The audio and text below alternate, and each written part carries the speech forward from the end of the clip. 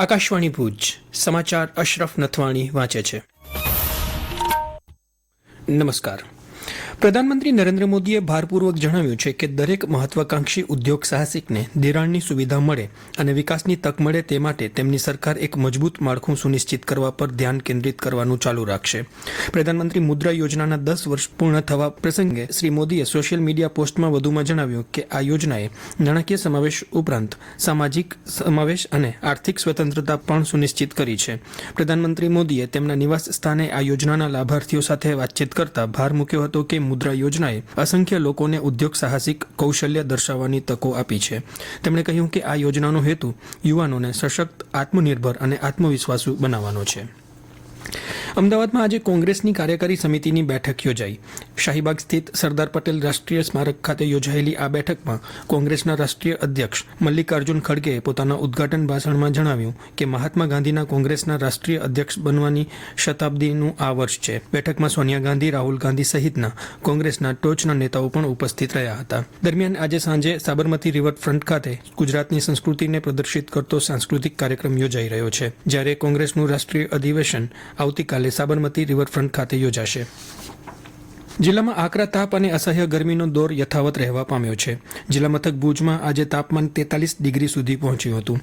હવામાન વિભાગે જિલ્લામાં આગામી 2 દિવસ માટે રેડ એલર્ટ અને ત્યારબાદ 1 દિવસ માટે ઓરેન્જ એલર્ટની ચેતવણી જાહેર કરી છે।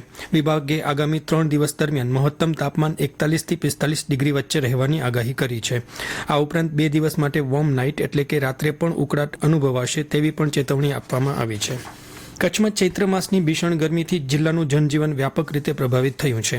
અસહ્ય ગરમીના પગલે લોકો બપોરે કામ સિવાય ઘરની બહાર નીકળવાનું ટાળી રહ્યા છે, જેથી સામાન્ય રીતે ધમધમતી રહેતી બજારો અને રસ્તાઓ સુમસામ દેખાઈ રહ્યા છે। સતત પડી રહેલી ભારે ગરમીના કારણે લોકો અનેક શારીરિક તકલીફોનો સામનો કરી રહ્યા છે।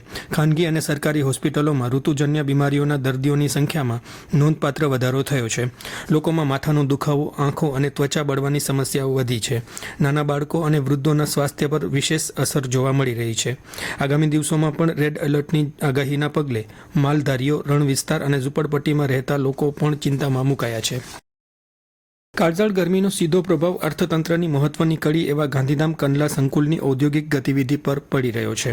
ગરમીના કારણે લોકોની કામ કરવાની ક્ષમતા ઘટી છે, જેથી ટર્નઓવર અને વેપાર પર આની 40% જેટલી અસર પડી હોવાનું જાણકારો કહી રહ્યા છે। શ્રમિકો અને કર્મચારીઓને ગરમીથી રાહત આપવા માટે દીનદયાલ પોર્ટ ઓથોરિટી કંડલાના પોર્ટ ક્ષેત્રમાં પાણી સાથે છાશ કેન્દ્રો પણ શરૂ કરવામાં આવી રહ્યા છે।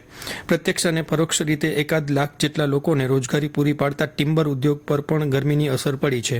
ટિમ્બર ઉદ્યોગના બેન્સા ફેક્ટરીઓમાં હવે વહેલી સવારે કામ શરૂ કરીને બપોરના કલાકોમાં કપાત કરાઈ છે, તેમજ સાંજના કલાકોમાં તેની પૂર્તિ કરવાનો પ્રયાસ કરાઈ રહ્યો છે। આવતીકાલ 9મી એપ્રિલે વિશ્વ નૌકાર મહામંત્ર દિવસ ઉજવાશે।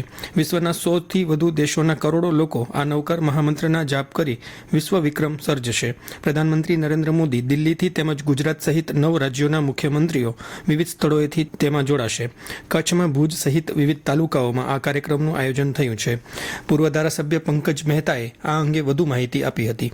સૌને જણાવતા મને ખુશી થાય છે કે આવતીકાલે 9 તારીખે સવારે 8:01 સમગ્ર વિશ્વની અંદર નવકાર મહામંત્રનું આયોજન થયું છે। વિશ્વ કલ્યાણ માટે યોજાતા આ નવકાર મહામંત્રના કાર્યક્રમમાં ભુજ મુકામે ટાઉન હોલમાં ઉપસ્થિત રહેવા અને કચ્છના દરેક તાલુકા મથકો ઉપર યોજાતા આ કાર્યક્રમમાં આપની અનુકૂળતા મુજબ ઉપસ્થિત રહેવા હું આપને વિનમ્ર અપીલ કરું છું।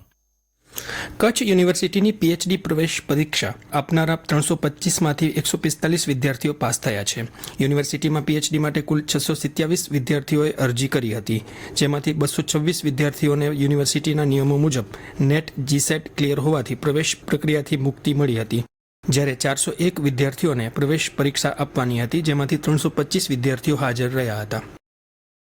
માતૃભાષા અભિયાન અંતર્ગત પુસ્તક પરબનો 100મો મણકો ગાંધીધામમાં ગોપાલપુરી પોર્ટ કોલોની ખાતે યોજાયો હતો। આ નિઃશુલ્ક પુસ્તક પરબમાં 1142 પુસ્તકોનું આદાન પ્રદાન કરવામાં આવ્યું હતું, જેમાં 600 પુસ્તકો વાચકો દ્વારા પરત આવ્યા હતા, જ્યારે 542 પુસ્તકો ઇસ્યુ કરવામાં આવ્યા હતા। ઉલ્લેખનીય છે કે પુસ્તક પરબમાં દાતાઓ દ્વારા આપવામાં આવેલા પુસ્તકો દ્વારા છેલ્લા 1 દાયકાથી ગાંધીધામ સંકુલના વાચક પ્રેમીઓની તૃષા સંતોષવાનું કાર્ય કરવામાં આવી રહ્યું છે। આ સાથે સમાચાર બુલેટિન પૂરું થયું। નમસ્કાર।